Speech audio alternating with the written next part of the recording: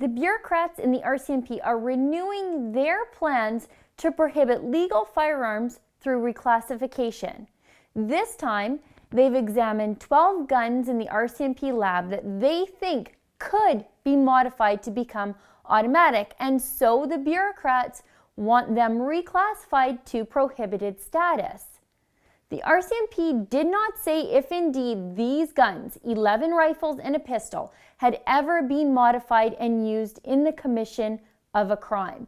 They did not say if indeed these guns are being modified at all.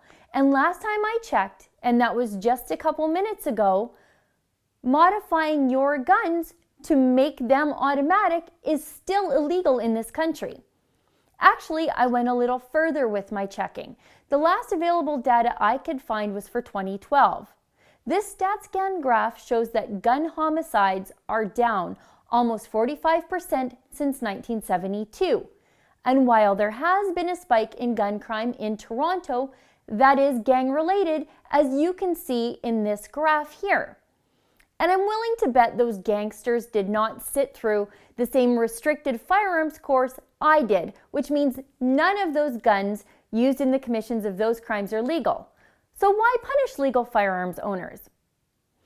And then I drilled down a little bit more in the data and found out that out of all the firearms-related offenses in Canada, that includes murders, assaults, and non-violent paper-related crimes, like not calling ahead to get an authorization to transport your handgun from the chief firearms officer.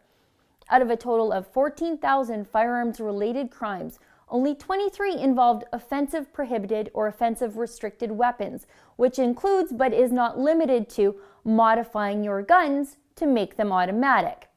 Again, so why punish legal firearms owners with outright bans of Canada's most popular guns when modifying them is already illegal? And clearly, given that there were only 23 instances of this or something like modification even happening across the entire country, it's clearly not a huge public safety concern.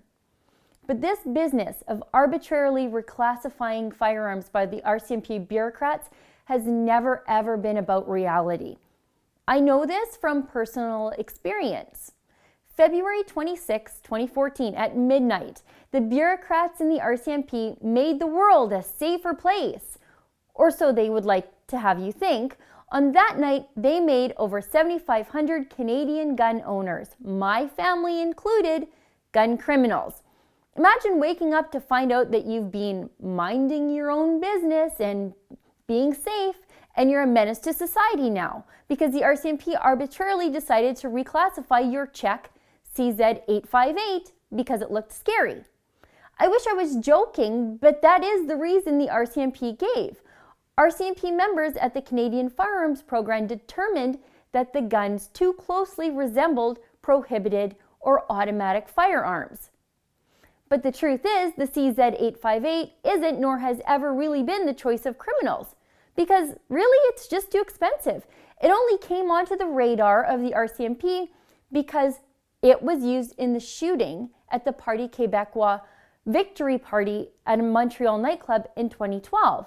And that's the only real instance of note that I can find. Thankfully, this July, former Safety Minister Steve Blaney reversed the RCMP decision after granting amnesty to the thousands of decent, safe, and legal gun owners who became criminals as they slept on a night in February 2014.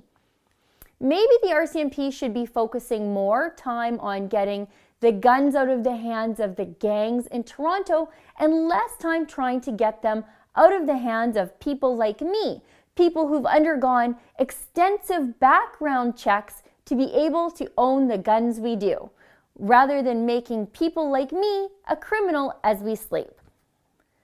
But like I said before, this has never been really about guns or reality. It's a struggle over who makes the laws in this country, unelected bureaucrats or the democratically elected government of the day.